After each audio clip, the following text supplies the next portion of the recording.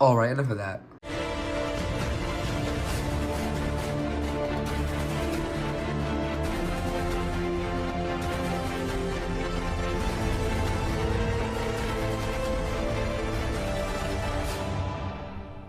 So, Shockwave. If you guys saw my unboxing video, I got this guy yesterday, and he is a 10 out of 10 figure, in my opinion. I said that for all my figures that I get, but this guy, I actually mean it. I mean, this guy, he's just peaked. Like, I think humanity peaked when they created this figure in the lab. I mean, just look how good he is. Oh my god, just look at that head sculpt, like, oh my god. But the first thing I want to address is this new packaging that we see in the background. So, as you can see, we have a very, very good art of, like, Shockwave. Look at the aura just emitting off of that.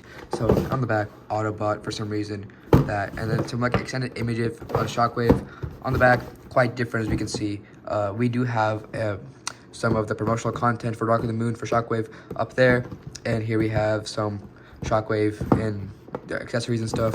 Here we have more Shockwave, and we have some more Street Series Dark of the Moon. And yeah, they got rid of the background, which is kind of sad, but I wasn't gonna use it anyway. So yeah, pretty much it for the box. All right, so only one problem that I have with Shockwave is that most of his body is like this kind of gummy consistency. Like over here, gummy. His hand is a gummy.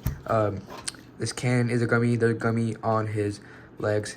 This thumb over here, it is articulated, but is a gummy. So yeah, pretty much everything that could be sharp is a gummy. Also, his leg is kind of loose, but you know, I'll let it slide for this one time. Let's go ahead and go over some articulation. So head is on a ball joint. It can look up and down. This is for the transformation. It can look up like that much and down like that. But if you're gonna use the transformation joint, it can look down like that. Side to side, 360, I do believe. So yeah, that arm on a swivel, so can go all the way around, can go in and out, and there is a bicep swivel, which is absent on the Bumblebee movie one. And if you cry about that, you literally have no life. All right, so like, you know. So over here we also have a kind of hinge for the arm, and yeah, gummy thing. There is no waist rotation, but I see that kind of being impossible because of how he transforms. So if you're wondering on this side, it's basically the same thing, and except we have an extra point of articulation for the thumb here if you want to use that. Also down here we can have a back and forth all the way, and he can actually kick pretty high if you're wondering. And there is a bit of a thigh swivel, there's a knee bend, and this piece is articulated if you want, and he has a bit of an ankle tilt. So yeah, overall for articulation, I give him a solid 8.5, just because he doesn't have like good articulation in his hands. So yeah, not bad at all. If you were wondering, this guy does come with a bit of accessories. So starting with Shockwave, he does come with this armlet accessory that I mentioned before. It can peg on the side of the arm, which is movie accurate, but there is also a peg on the bottom, which you can do that, but that just looks really weird, so I'm just gonna keep it there. He also comes with this guy that is kind of parachuting that you saw in the movie. Yeah, there's that. They also come with Willy and Brains. They are very, very small. You are gonna lose these. I mean, Willy, look at him. He has like very red eyes. They added a lot of details on this guy. Brains, he's just kind of this metallic chrome looking. He looks very, very, oh my god, I can't even hold him. Very, very good sculpt. Look at that. I'm trying to like make it focus as much as I can, but like if you have them in real life, they look very, very detailed. And yeah, also I want to mention that his hose does come detached from the box. It does take quite a bit of force to put it in there, but yeah, I'm just mentioning that if you want to get this figure, so just keep that in mind. For some robot monster comparisons, here we have him next to the Studio Series Starscream, about the same size. Here we have him next to Megatron, again about the same size. Here we have him next to the one and only Dark of the Moon Optimus Prime. Yeah, definitely I like the scale going on here. And for all you little whiners, here we have him next to the Bumblebee movie Shockwave. Again, they're about the same. What is with the Voyager class figures being very big? Like, I don't get it. And just because I want to compare him to my least favorite leader class, here we have him with Megatron. Yep. Yeah, they're about the same size. So yeah, that's that. Turning the Shockwave's tank alt form, I have lowered the camera just a bit, just to, you know, capture some more details. So first thing I want to do, go ahead and remove this spike thing. It will be very useful to remove it now, or else it will just become very annoying. Now, go ahead and disengage the shoulders. It's okay if it's a bit tight. Just go ahead and do that. So it looks like that. And go ahead and untab this whole back section and bring it all the way down and just kind of leave these arms to the side. Now rotate the head up, and now we can move to the legs, which is probably the most complicated part in the whole transformation, but that's not really saying much.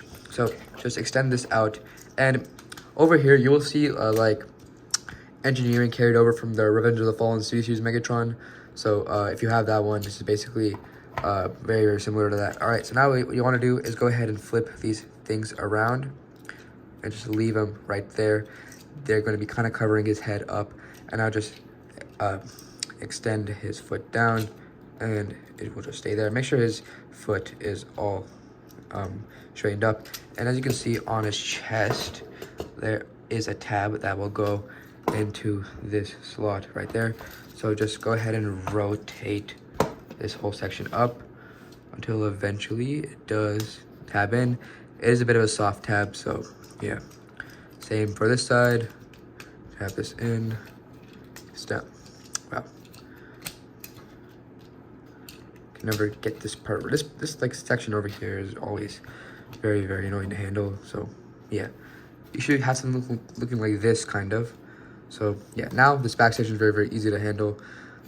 So just go ahead and bring this down. There's a peg that will go into that slot right there. So yeah, if you just bring it down, it should just tab in. Now for the hands, just bring them in and they'll tab in. And there is a little bit of a port that will go on that tab right here. So just rotate this and his hand just kind of stays there. All right, now we can go ahead and do the same on this side. So just tab this down, and this is like, it's kind of hard to show on camera, but as you can see, there is a bit of a slot there that will go on the tab. So you just want to align it. This part may be a bit tricky because the cannon is a lot bigger than the arm, but you should get something looking like this. But the instructions do say that you want to detach the hose and put it in this slot, but I'm not going to do that because it damages the hose, and it's just really, really hard to put the hose in this slot. So I'm just not going to do that. If you want to do that, be my guest, but I'm not going to showcase it in the video. So next, you want to go ahead and bring this whole section up, and there is 2 tabs here that will go into 2 slots on the arm. So go ahead and do that. Come on. Yeah. And now these little turbine sections, you just want to collapse them in. So in robot mode, they'll be like this, but now they're just going to be like this in vehicle mode. And you can go ahead and take the spike and just tap it in on his arm, like so. And there you have Shockwave in his tank mode. And this is actually not a bad tank mode, aside for the fact that this hose just, wow, it really just detached on me. Wow, this actually sucks.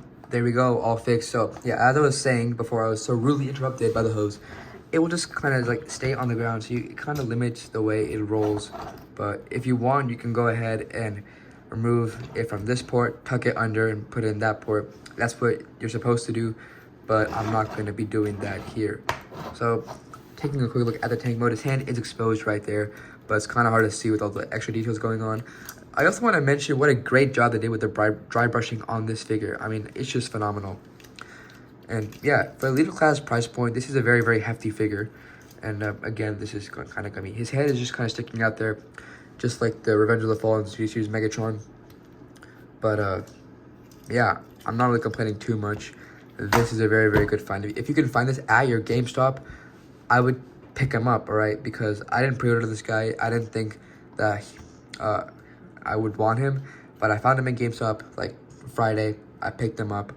This is my favorite figure in my whole collection, all right? Like, you never know. So just like, before you even, pass up, I would definitely consider getting this guy, because I know the original release cost like $300, like if not more, to like obtain.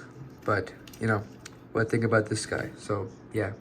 To conclude this video, again, really, really like this guy. My favorite figure, and yeah, he does have some problems, with this, you know, general area over here. But, you know, I think there is a DNA design upgrade kit that could fix a bunch of these problems. So, yeah, I think it is getting reissued along with this figure. So definitely would go ahead and check that out. So thank you guys for watching this video so much. And yeah, we're really close to 700 subscribers. So would appreciate you guys subscribe so we can hit that milestone. And I'll see you guys in the next video.